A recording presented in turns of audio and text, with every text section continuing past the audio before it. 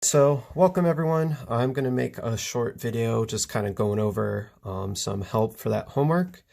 I'll start with an example like questions 1 to 3, and then we'll look at some parallel and perpendicular line examples. So let's just say you have 2 points. So remember, questions 1 through 3, they want you to get all forms, but let's say you have 2 points. I'll just make up 2 points and we'll see how bad it gets. But let's say you had 2 and 2 comma 4 for your first point, and your second point is 8 comma 2. The first thing you want to do in these problems is find your slope. So that would be 2 minus 4 over 8 minus 2. So that would be negative 2 over 6. Or if you simplify, that would be negative 1/3. Most people have no issues with that, but some people, if you just made a silly mistake, it happens. But my advice is you always want to start with point slope form. If you don't remember from our notes, point slope form is y minus y1 equals our slope times x minus x1. So you can use either point, and we already know our slope. So I usually just use the first point, but you're going to plug this in for x1 and y1. So you keep the y in your formula, you plug in your y1, you plug in your slope, and you plug in your x1. One thing I should say, since it didn't come up in this example, is when you plug these in, if you have a negative number, like let's say if this was negative 4, when you plug it in here, it would be minus negative 4. When you have a minus, it turns into a plus. So these should always be opposite signs when you plug them in, just FYI. So now we've got point slope form. Now my advice is get your slope intercept form. Which, if you don't remember, that's your classic y equals mx plus b. So to get slope intercept form, you want to take your point slope form and you want to solve for y. So first thing we're going to do is distribute.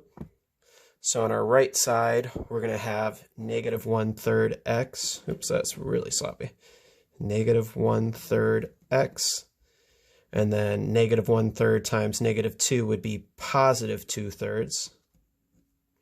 And then I'll just copy the left hand as it is.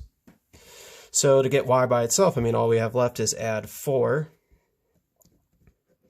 And honestly, this is where a lot of people got thrown off. It was just dealing with the fractions. So be really careful if you have fractions and you're adding numbers. I noticed that's where a lot of people made a mistake and kind of threw these off. But just kind of remember, I'm going to kind of do it over here on the side so it's not in the way, but 2/3 plus 4. Remember, you want to get a common denominator, so you want to get this over 3. So if you make a denominator of 3, you have to multiply the numerator by 3 as well. So that would be 12/3. So it would really just be 2 plus 12, or 14/3.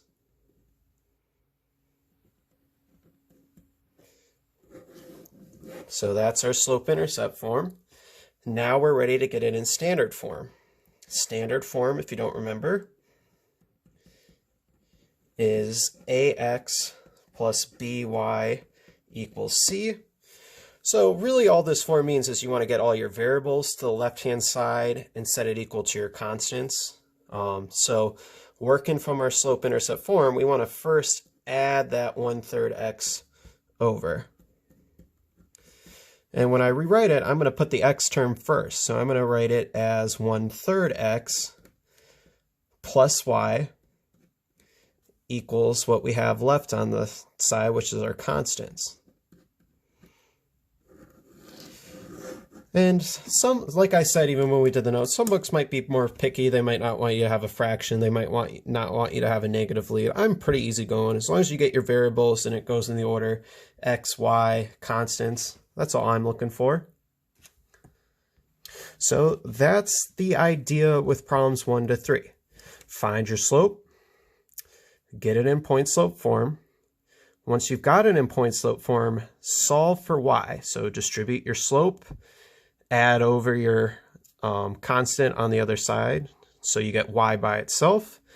Be careful for those fractions. That's really where, if you're going to make a mistake, I saw a lot of those. And to get it to standard form, once you've got your slope-intercept form, just add your x term to the other side, and you should be good to go. All right, so looking at parallel lines and perpendicular lines are questions 4 through 7, if you are having issues with these. One huge idea that you need to make sure you have down is that parallel lines have the same slope. Perpendicular lines have opposite reciprocal slopes. So we'll look at a couple examples. These were actually the ones we didn't get to on the notes, just FYI, but hopefully this is helpful to see it in motion. But we want to find a parallel line to the equation y equals 1/3 x minus 6 through the point -1, 6. So the first thing you want to figure out is, well, what's the slope of our line going to be? Well, look at your original equation. Since it's parallel, they have the same slope. So my slope is still going to just be that 1/3. My advice is to put it in point slope form. Since we have a point, it's easy to do. So remember, that's this formula, y minus y1 equals m times x minus x1. So that would be our x1 and y1. So when we plug it in, we're going to have y minus 6 equals our slope, 1/3, x minus x1, so be careful, it's minus -1, so that would turn into a +1. And I'm okay if you leave your answer in point slope form. I know the one direction said slope intercept, but if you want to get it in slope intercept, just like we did in the earlier problem above, you're going to distribute your slope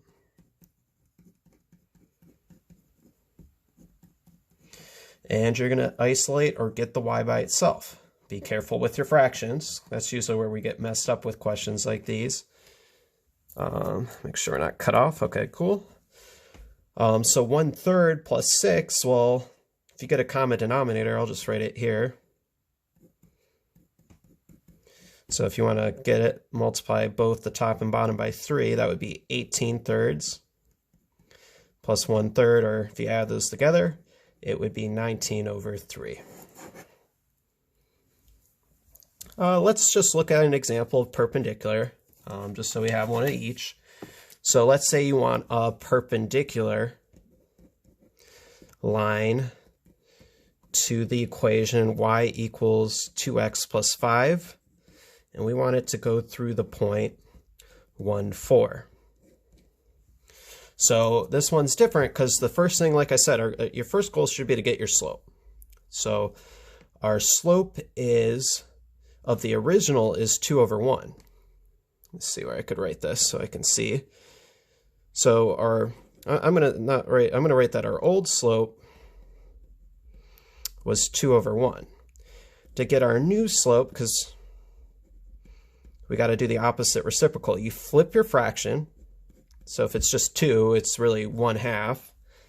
And since this was positive, you switch the sign. That's what opposite reciprocal means. The reciprocal, it means you flip your fraction. The opposite means you change the sign of it. So our slope is -1/2. So like I said, since we have our slope in a point, I mean, it's just kind of natural to put it in point slope form. So point slope form, just to recall, is y minus y1 equals m times x minus x1.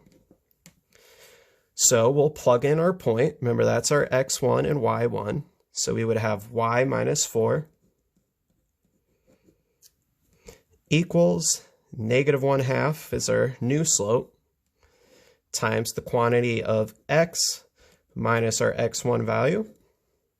And I would say this is good if you want to just leave it in point slope form. I'm even okay with that. But I know the directions do say get in slope intercept, so you could just distribute your slope. -1/2 times -1 would be +1/2. And then just add this 4. Be careful of your fractions. That's where we get issues. So we would have y equals negative 1/2 x. I'll just write it here, I guess. But we'd have 1/2 plus 4. You can get a common denominator of 2. So that would really be 1/2 plus 8/2, or in other words, 9/2, if you add those. So that would be our new line. I hope this is helpful, but don't be afraid to email me questions. I am going to take a break. I am tired right now, but I hope you guys are doing well. I am here to help. If you need extra help too, I can meet 3rd period, 5th period, or after school a day. Just kind of let me know. I'm just trying to make sure you guys are set for our first quiz, which will be some point next week. Trying to shoot for Wednesday, I think, but I'll keep you guys updated. Have a great day, though.